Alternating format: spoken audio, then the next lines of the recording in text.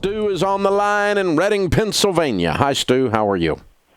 Good. Better than I deserve, Dave. How are you? It's the same. How can I help? Hey, so I wanted to ask you a question. I am 24 years old. I'm looking to get married pretty soon. My fiance are actually looking to cash flow our wedding. But I have about $20,000 saved up, and I'm looking to say, how much should I have before I pursue buying a house? When are you getting married, you said?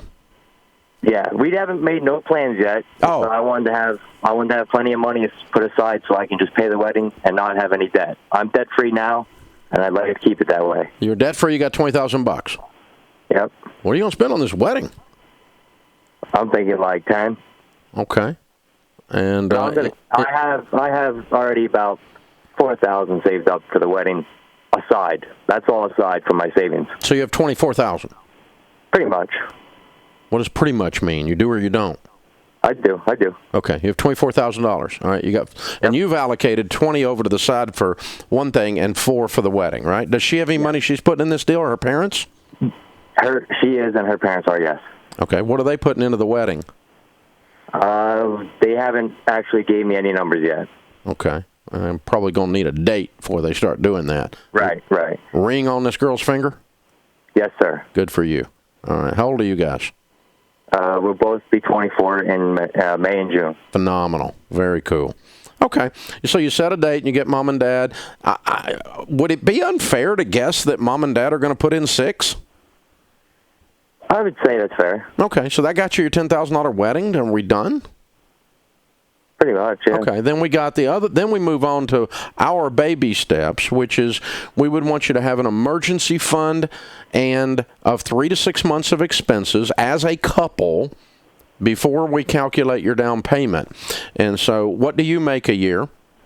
I currently make about $45,000, give or take. Now, if I work overtime, I can make $60,000 to $80,000 a year. Good for you. And what does she make?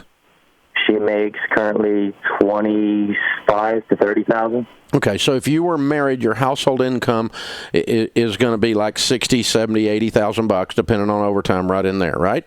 And so if we had $15,000 set aside for an emergency fund, that would be 3 to 6 months of expenses of running your household after you're married. Okay, because your household expenses, the two of you, is going to run $3,000, $5,000, something like that. So 3 times that's 9, 6 times that's 18. So $10,000 or $15,000 is your emergency fund for what we call baby step 3. Does she have any debt? No. Good. So you're debt free. We got the $4,000 going to the wedding. We got. I mean, let's just make up a number. I'm going to pull $12,000 and set it aside for your emergency fund. That leaves you $8,000 in your house fund. Okay. What I would do if I were you then is I would get married and rent the cheapest thing I can for a year, and just be married for a year. Work on being married. That's like a big deal first year. Just concentrate on getting married. Don't concentrate on 62 other things. Concentrate on being married well the first year. It's a really good thing to concentrate on. And save as much money as you can during that year to add to that $8,000, and then put your big hairy down payment on there and close on the house somewhere around your first anniversary or thereafter.